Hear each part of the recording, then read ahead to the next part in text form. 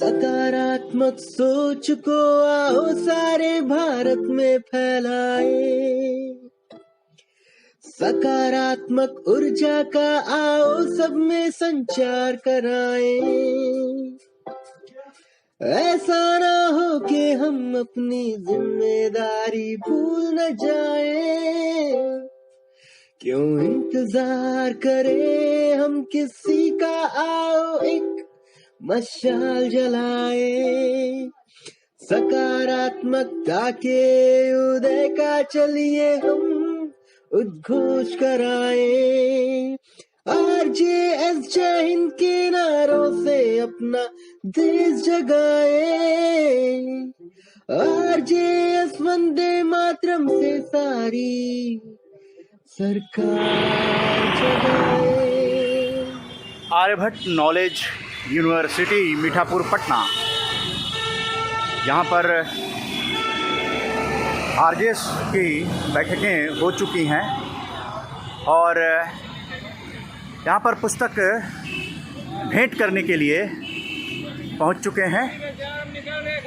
Aryabhata knowledge university Mithapur Patna Bihar, बहुत ही अच्छा campus है, शानदार कैंपस आर्यभट्ट यूनिवर्सिटी का। ये नॉलेज यूनिवर्सिटी है।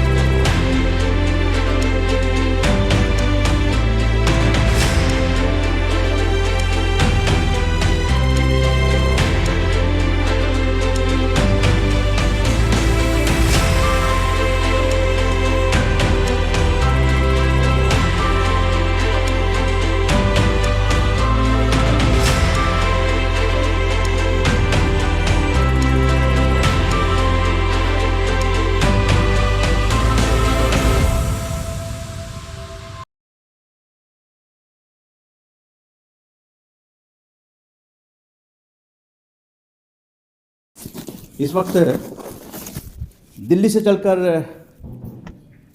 RJS PBH की टीम जो है वो आर्यभट्ट नॉलेज यूनिवर्सिटी मीठापुर पटना बिहार में पहुंची है और डॉक्टर राकेश कुमार सिंह जी नैनो टेक्नोलॉजी के हेड हैं और पहले भी RJS पॉजिटिव मीडिया के साथ इंटरेक्शन हुआ है, यानी नैनो टेक्नोलॉजी को हम लोगों ने पूरी तरह से समर्थन किया है और RJS के कार्यक्रमों में भी आपने आकर मार्गदर्शन दिया है। डॉक्टर राकेश कुमार सिंह जी को RJS PBH परिवार की ओर से एक सम्मान जो है इस अवसर पर किया जा रहा है कि जिस कार्यक्रम को समर्थन डॉक्टर राकेश कुमार जी के समर्थन से हुआ वो आज़ादी का अमृत महोत्सव की सबसे बड़ी जन भागीदारी हो रही है और ये अमृतकाल का सकारात्मक भारत भाग 1 प्रदान की जा रही है कि ताकि लाइब्रेरी में ये किताब संरक्षित रहे कि सकारात्मक भारत उदय आंदोलन का एक इतिहास गढ़ने में और रिसर्च करने वाले स्कॉलर्स को ये पॉजिटिव मीडिया और पॉजिटिव इंडिया का कैंपेन उनकी नॉलेज में आए। अतीत का सम्मान स्वतंत्रता सेनानियों का सम्मान करते हुए वर्तमान में प्रसन्न होकर ये RJS PBH परिवार डॉक्टर राकेश कुमार सिंह जी को प्रदान करती है और आप जो है नैनो टेक्नोलॉजी, नैनो साइंस और nano technology Aryabhatta knowledge university के आप नैनो टेक्नोलॉजी के हेड हैं, प्रमुख हैं।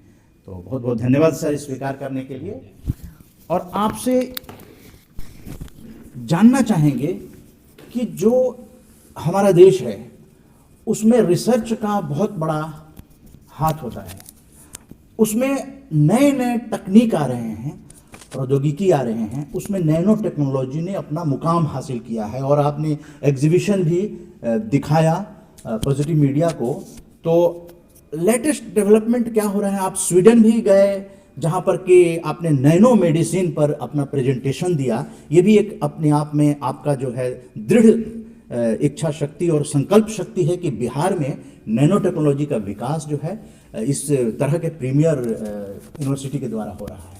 डॉक्टर राकेश कुमार सिंह जी, जैसे आपने पहला प्रश्न किया कि रिसर्च क्यों जीवन में बड़ा इम्पॉर्टेंट है, मैं एक लाइन कह दूं कि रिसर्च जीवन का फंडामेंटल आधार है।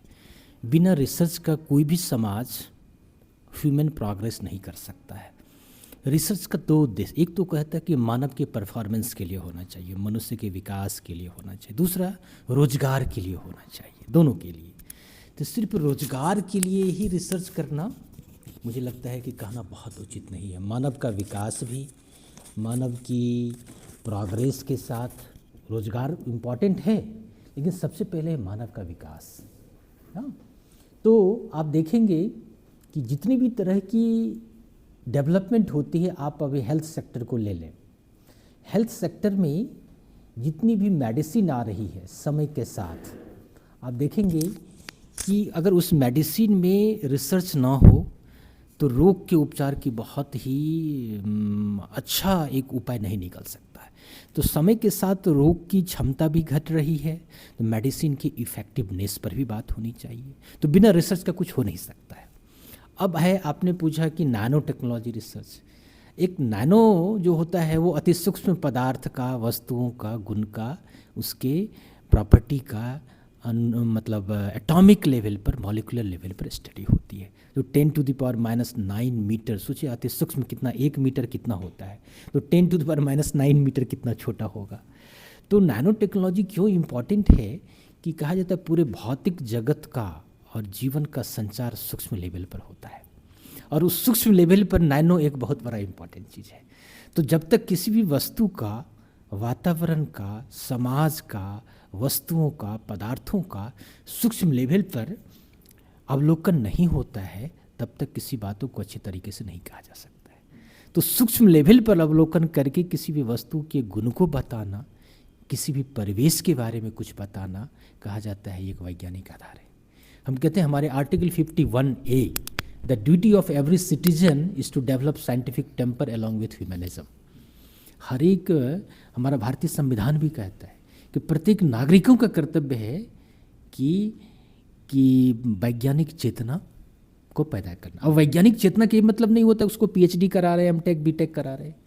वैज्ञानिक चेतना का मतलब होता है कि ऑब्जर्वेशनल नॉलेज, है ना, मतलब प्रमाणित ज्ञान को फैलाना। यहाँ पर सर प्रमाणिक ज्ञान के लिए, क्योंकि ये जब स्टार्ट किया आपने, और बल्कि आप संस्थापक हैं ये नैनो टेक्नोलॉजी साइंस के, मुझे इस फील्ड में best young teacher award with modern contribution in modern field of nano science. उस वक्त क्या चुनौतियाँ रही थी ये आर्यभट्ट नॉलेज यूनिवर्सिटी? चुनौतियाँ ये रही कि देखिए, किसी भी सिस्टम को एस्टैब्लिश करना बहुत बड़ी बात होती है, उसमें भी रिसर्च एस्टैब्लिशमेंट, इक्विपमेंट का प्रोक्योरमेंट करना, उसके अनुरूप इंफ्रास्ट्रक्चर को क्रिएट करना, उसके अनुरूप मैन पावर होना, उसके अनुरूप जो आपके सपोर्टिंग हैंड्स हैं उसके अनुकूल होना, ये सारे सब एक साथ नहीं मिलते हैं। लेकिन एक चीज़ है, जब कोई अच्छा काम करते हैं तो ईश्वर साथ होता है। तो इक्विपमेंट तब तक आ गए थे या इक्विपमेंट की प्रक्रिया चल रही थी।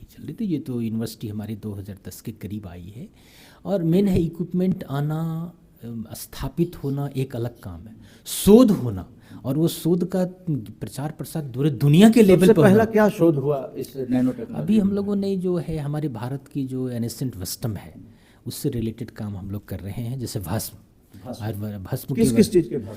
हमने लौह भस्म, ताम्र भस्म, अभ्रक भस्म, मंदूर भस्म, है ना, और जलकुंभी भस्म, ये सारी चीज़ों पर बहुत ही विस्तृत स्तर पे काम किया है।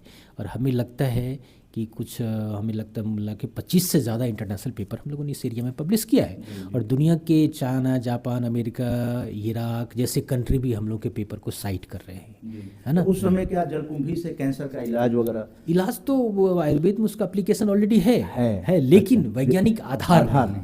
तो हम क्या कर रहे हैं कि जो हमारे भारत के ऋषि मुनियों ने भस्म बनाया, और उस भस्म का ऑलरेडी उपयोग है बीमारियों में, वो तो कर रहे हैं, लेकिन क्यों इफेक्टिव है वो नहीं था। तो हम लोग उस दोनों के बीच की कड़ी को जोड़ने का काम कर रहे हैं।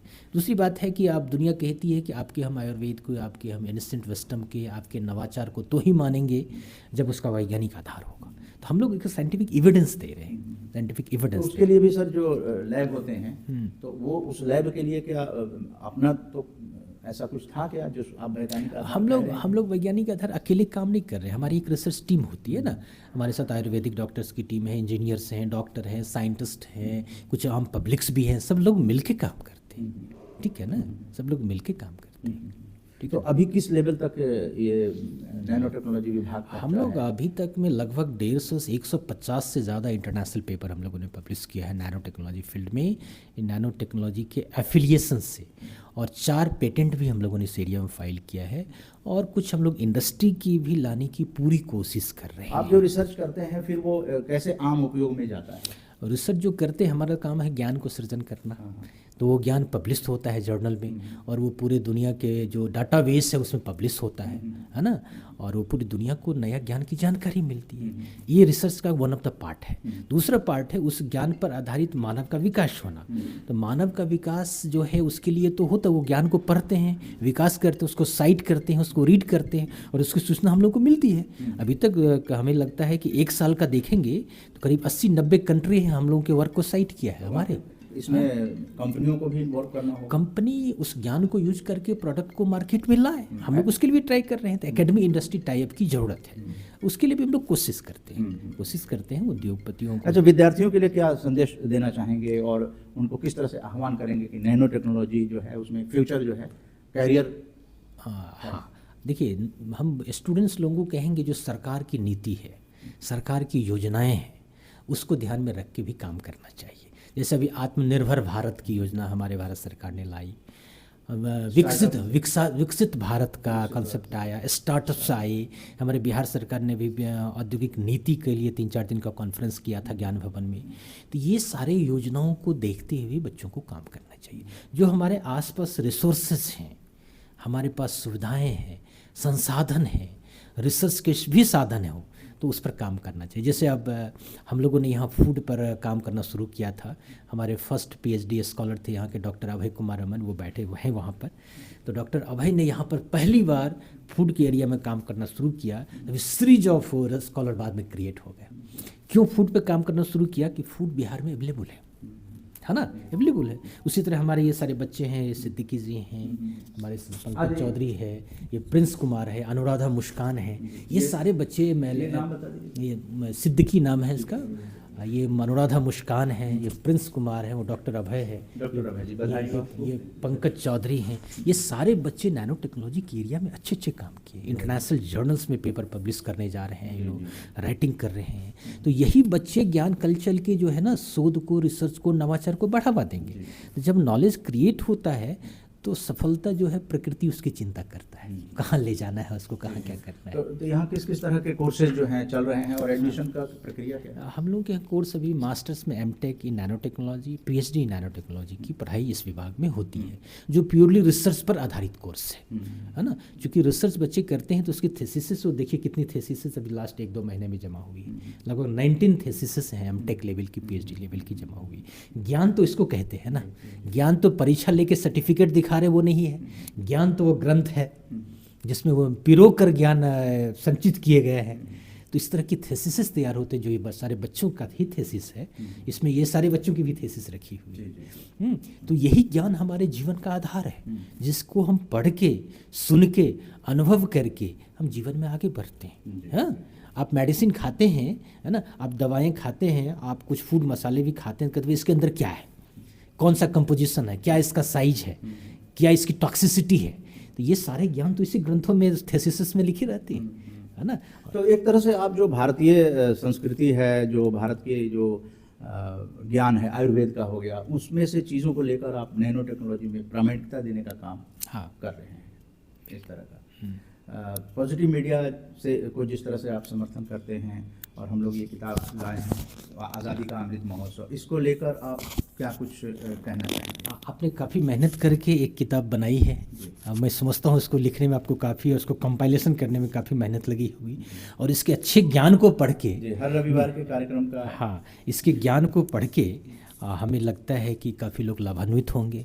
इसमें कुछ बहुत सारी अच्छी बातें हुई हो, अच्छी ही बातें हैं जिसको लोग, हाँ, पॉजिटिव, और आपका नाम ही है पॉजिटिव मीडिया, तो लोग पॉजिटिव बनेंगे और इस तरह की क्रांति के लिए आपके साथ आएंगे, दुनिया को आगे बढ़ाएंगे, है ना। कहा जाता है कि कौन सा रास्ता महान है दुनिया में, तो कहा गया है वेदों में, महाजना येन गता सपन था, महान पुरुष जिस रास्ते से गए वही रास्ता महान है।